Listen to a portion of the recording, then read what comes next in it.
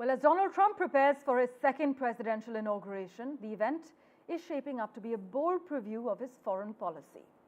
In fact, in a break from tradition, a host of foreign leaders, including right-wing populists like Argentina's Javier Milei and Italy's Giorgia Meloni, will be in attendance.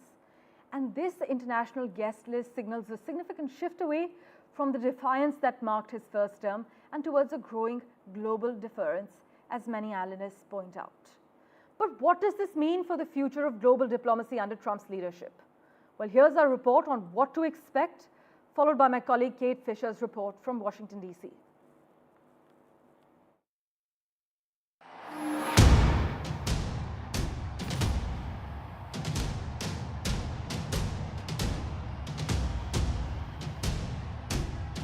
President-elect Donald Trump is all set to be sworn in as the 47th President of the United States in a historic ceremony at the Capitol in Washington, D.C. The event will feature a star-studded lineup including celebrities, foreign dignitaries, and tech titans, marking the beginning of Trump's second term in office. So, what can we expect from this momentous event? For one, Mother Nature is throwing a curveball. The ceremony will now take place indoors due to a bone-chilling cold front sweeping through the Capitol. Instead of the usual outdoor setting, the president's inaugural address, along with other key speeches, will be delivered from the iconic rotunda of the U.S. Capitol. The inaugural parade will be held indoors at Washington's Capital One Arena. A global lineup of leaders is set to grace the inauguration, with Italian Prime Minister Giorgia Meloni, Argentinian President Javier Milei, and Hungarian Prime Minister Viktor Orban among the prominent figures expected to attend.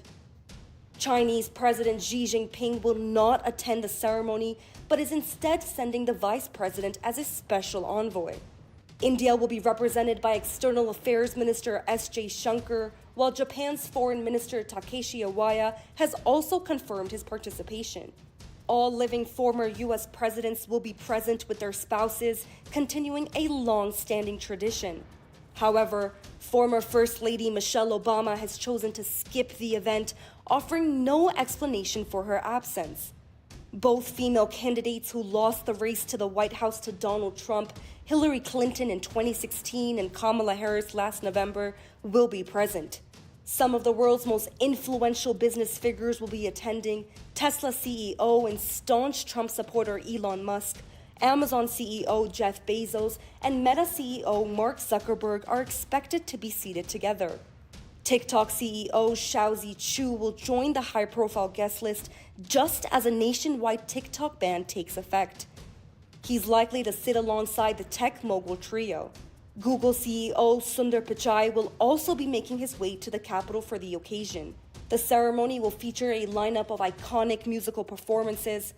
Opera singer Christopher Machio will perform the national anthem. Country legend Lee Greenwood will bring the spirit of patriotism alive with God Bless the USA. And Carrie Underwood will sing America the Beautiful. With protests expected, thousands of federal agents, police, and other law enforcement will be on hand. President-elect Trump's inauguration is set to be a defining moment. As the world watches, the ceremony marks the start of a second term for Trump, setting the stage for what's to come in American politics. Samia Afsar, NDTV World. The weather may be freezing in Washington, but President-elect Trump is fired up. He said that he's preparing more than 100 executive orders for his first day in office in a show of force that will set the tone for the next 4 years.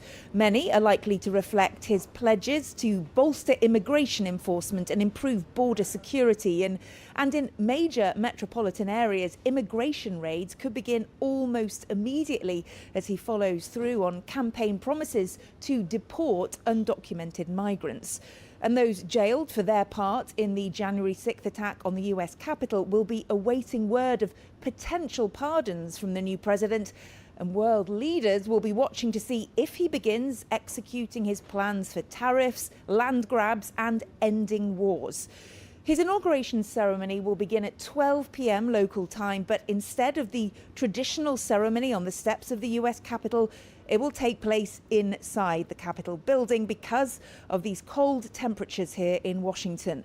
The guests include some of the richest and most powerful people in the world. Every living former president is set to witness Donald Trump's return to power. But some prominent Democrats, including former First Lady Michelle Obama and former House Speaker Nancy Pelosi, are opting out. 3 of the world's wealthiest men will be there. Elon Musk, Mark Zuckerberg and Jeff Bezos are expected to be among the major tech executives there, along with the chief executive of the imperiled social media app TikTok. President-elect Trump invited Chinese President Xi Jinping, but the country's vice president will attend on his behalf. Several world leaders who share Mr. Trump's ideology may also be there, including Argentina's right-wing populist president Javier Milei and Italy's Giorgia Meloni. Representatives from key US allies in the Asia-Pacific region will also be attending, including the foreign ministers of India, Australia and Japan.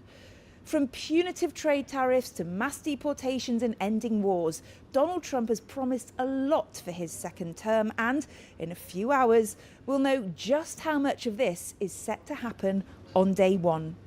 Kate Fisher, NDTV, Washington. And Ray Locker's also with us for further clarity. As always, Ray, thanks so much for making time for us. Do you agree with the statement that ahead of his second term, much of the world is actually bowing down to the incoming US president? I wouldn't say bowing down, but they're far more accommodating than they were 8 years ago. I mean, 8 years ago, Trump won the election through the Electoral College, but lost the popular vote by almost 3 million votes. So many people saw that as a fluke. This time around, there's no denying he got the most votes in the 2024 election. He won the Electoral College, so he should be duly elected and duly sworn in as the president tomorrow. And so there are some people who are apprehensive about what he will do because during his first term, he threatened many companies like Amazon, like Meta/Facebook, said that they were unfair to him and other conservatives. So there's a degree of trepidation that people have, and they're hoping to mitigate that by giving money to his inauguration fundraising campaign and by appearing with him tomorrow. But Ray, you think this time around, foreign leaders are also more accustomed to Trump's transactional nature? In fact, some diplomats are saying that as far as the invite is concerned, no one's going to laugh this off because they all need things from Trump.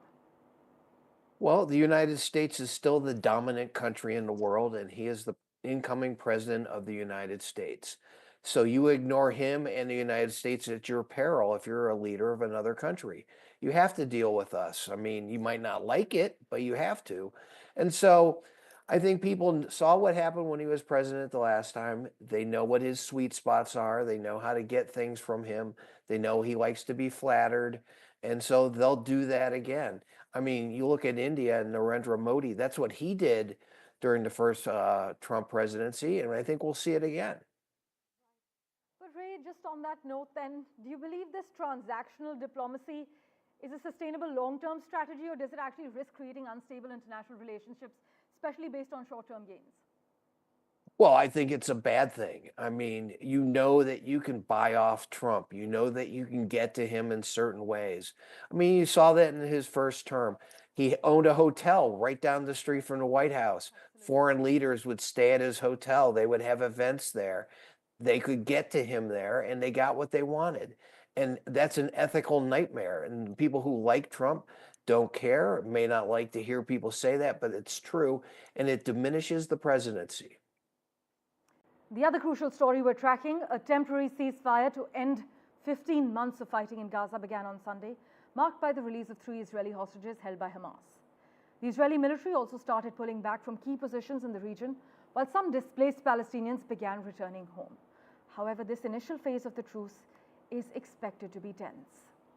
As many analysts and senior journalists are arguing, the situation is fraught with challenges, with 3 far-right Israeli cabinet members resigning over the deal and Prime Minister Benjamin Netanyahu facing pressure from hardliners to actually resume the war. Meanwhile, Hamas has framed the ceasefire as a victory. Some have warned that the deep-rooted hatred between Israeli and Palestinians has only intensified, suggesting a complex and uncertain future ahead. Romi Gonen, who turned 24 in captivity. Romi was dancing with friends at the Nova Music Festival when Hamas terrorists invaded and attacked the festival, massacring and abducting young people from around the world who were celebrating peace, love, and unity. Emily Damari, who turned 28 in captivity. Emily, a dual Israeli and British citizen, was abducted by Hamas from her quiet home in Kibbutz Kfar Aza. Terrorists shot and killed her dog and dragged her into Gaza. And Doron Steinbacher, who turned 31 in captivity. Doron, a veterinary nurse who brutally abducted from her home in Kibbutz Kfar Aza, was still in her pajamas.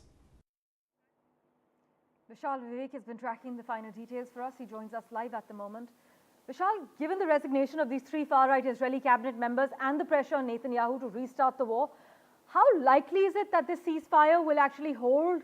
What are analysts saying about the key factors that could influence the stability? What are we picking up on? So as far as the ceasefire is concerned, it's divided into three phases. We are so far into the first phase. The first day is over. And as you know, it just in the 3 hours that the ceasefire was delayed, Israel continued to bomb Gaza. So that shows you the scale of the operation that Israel has in Gaza. And as far as the phase 2 is concerned, it remains to be seen because far-right ministers, as you mentioned, have resigned.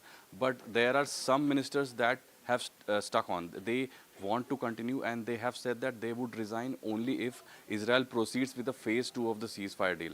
So phase 2 will also have 42 days, and if Israel continues that ceasefire in those 42 days, some ministers are expected to resign again. So that could mean the fall of Netanyahu government, and Netanyahu wouldn't want that. So far he had delayed the ceasefire deal based on that only. These are reports saying. So we'll have to see what happens after 42 days. So far, the ceasefire deal remains steady. It remains to be going on. And what remains to be seen is that how these ministers respond after 6 weeks. That's when the main action would happen, and the permanency of the ceasefire could be hampered.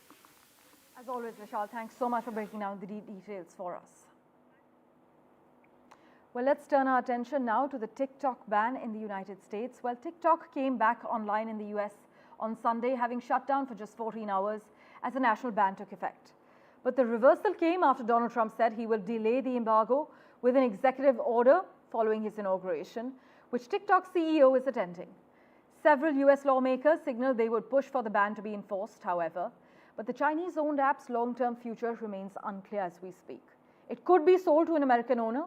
Trump floated a US government-backed joint venture, or perhaps the US law will be a blueprint for other countries to pursue their own bans. There's also another path that The Atlantic argued. Americans could simply move on, as many have already begun to, and the app will join MySpace and Vine in social media that was. In fact, for further clarity, we have with us a tech lawyer from the United States, Mishi Chaudhry. Thanks so much for making time for us on NDTV. Mishi, how do these latest developments signal the growing influence of executive orders over digital policy? And what does it actually mean for future tech regulation? So the current president-elect, who's incoming tomorrow, has said that he will be able to pass an executive order.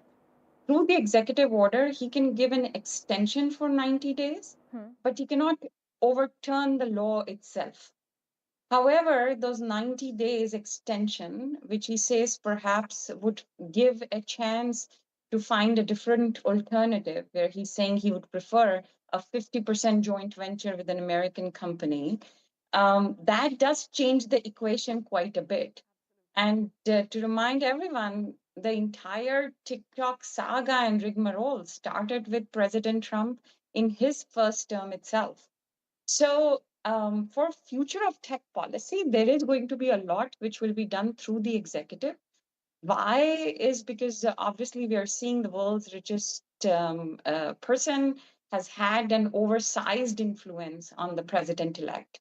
He has spent all his time since the elections here at Mar-a-Lago.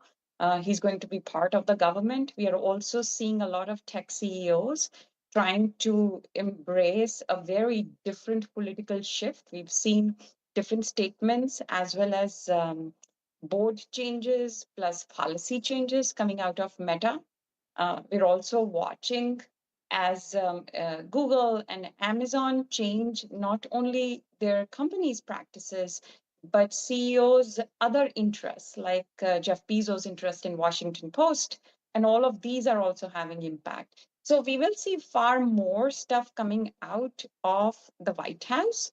However, in terms of turning that into law, that obviously will still stay with Congress. Well, Mishi, thanks so much for joining us on NDTV. In fact, as far as the proposed US-backed joint venture for TikTok is concerned, many question whether this model will actually address national security concerns by keeping the app operational, or would it just be a temporary fix? But we'll keep getting you the latest as far as this is concerned. For now, we're slipping into a very short break. Do stay tuned. We're back in a moment.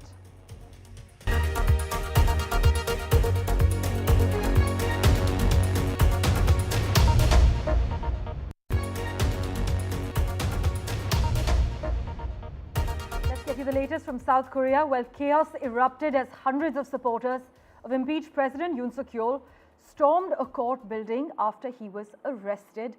In fact, they're calling his detention that it was extended. Protesters overwhelmed riot police, smashed windows, trashed court offices early on Sunday morning, and Yoon was actually arrested on Wednesday for declaring martial law on the 3rd of December. He is accused of insurrection. The acting leader has condemned the violence as unimaginable, and police have arrested 46 people and reported minor injuries while vowing to track down more suspects. But President Yoon has called on his supporters to remain peaceful as the country grapples with political turmoil since the past fortnight.